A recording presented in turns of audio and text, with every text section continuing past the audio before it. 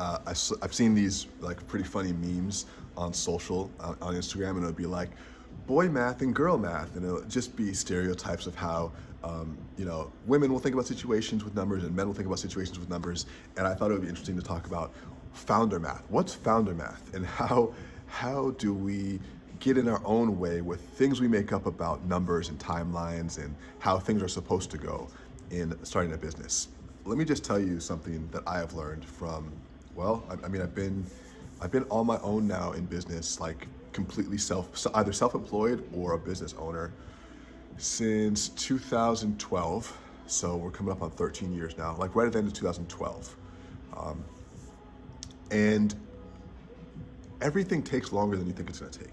Everything takes longer than you think it's gonna take. And then the things that you don't expect come quickly. When you're first starting off with an idea, a lot of times you think that idea is the thing that's gonna work. And so you plow into that idea and you realize as soon as you get into the idea that it's not the thing you thought it was. It's not as easy as you thought it was. It has a whole bunch of other things you don't like about it that you never even knew about. And now you want to get out of that and go into something else. And a lot of times you'll go through several different cycles of this. And it feels like it's frustrating because it's stopping and starting. And what I've learned from my experience is those stopping and start, those stop starts and those like new projects that you take on, or those refreshes that you do of your career or of your business idea, a lot of times you're just gaining valuable skills to get you to the point where you can find the thing if you keep trying.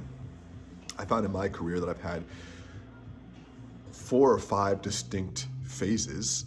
I have to really think them out. I could think them out for another video, but like 4 or 5 distinct phases, and each one of those phases ended, but I learned something valuable through that phase that then I rolled over into the next thing. And now where I'm at now with New Wave Press, it's a book publishing company, but that's just on the face of it. Really what we're doing is we're building authority for our authors. And what does that involve? That involves on the front end, marketing and sales. It involves on the back end, the production of physical products.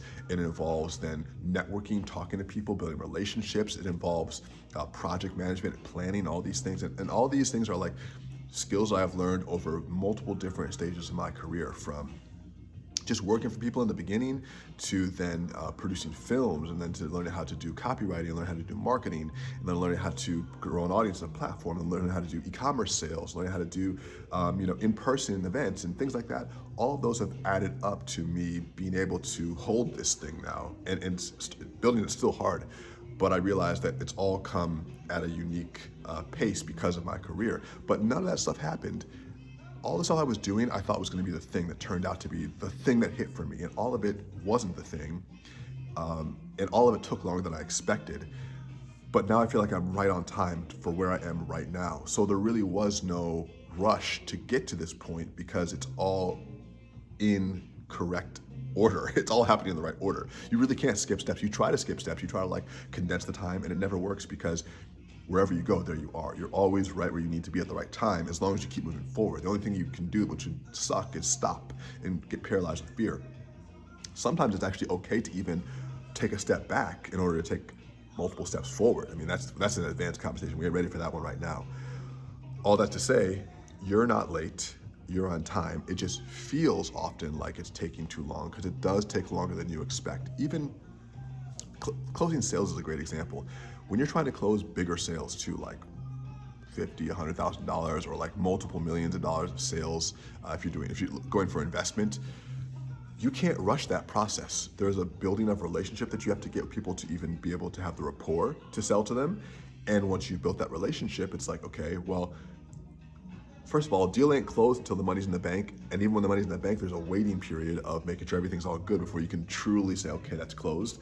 But even to get to the close and to get people all the way through the close, sometimes it takes a good amount of patience just to remember that everyone's human, they're going through things, and what is urgent for you right now isn't necessarily urgent for them in the same way.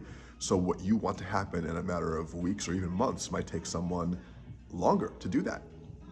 And it gets frustrating because the timeline that you have in your head that you've made up that you have to finish or complete something by is not what other people have in their head. And it takes other people in the world to work with to complete your vision in your projects.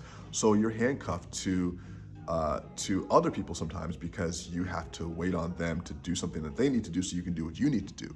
So timing is never just how hard can I move, how fast can I move, and how fast can I make it happen. Yes, you can do whatever you can on your part, but then the other person still gets a move too, whether it's an organization or an individual.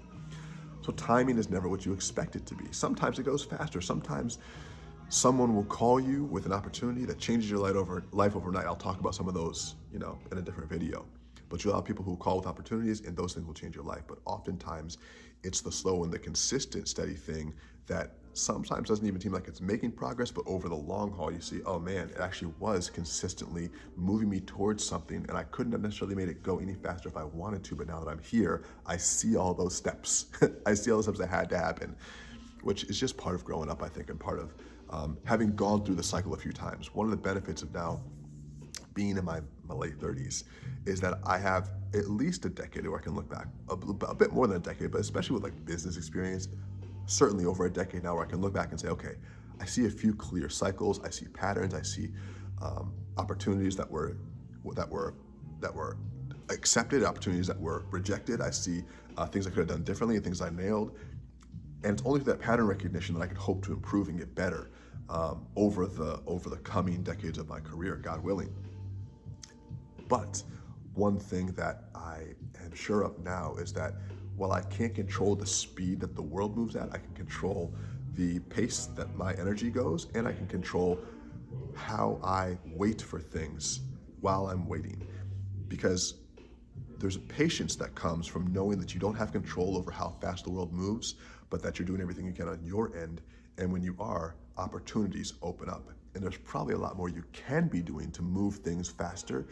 But the question is, are you willing to go to that level in order to get to the point where you truly know that you're giving it your all? And when you truly know that you're giving everything you got, then you let the world come to you. You don't have to worry about speed as much.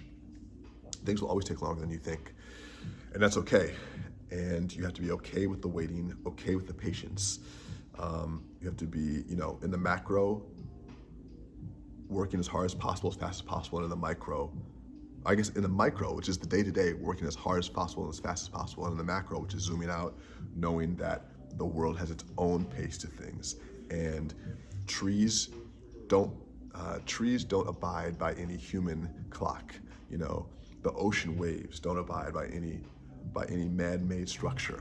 The world is going to keep flowing at its own pace no matter what, and you're just here.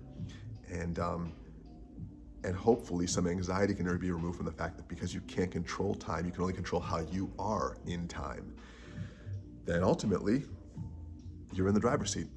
And don't try to rush it. Try to enjoy life. Try to enjoy all the things that you don't think are that enjoyable while you have them, because there's one thing I've learned, is that there are no promises. And if you're on your deathbed today, you might be wishing to experience some of that boring inconvenience that you are rushing to get past right now. And I'm speaking to this for myself. That's it. I have nothing else to say. See you tomorrow. Peace.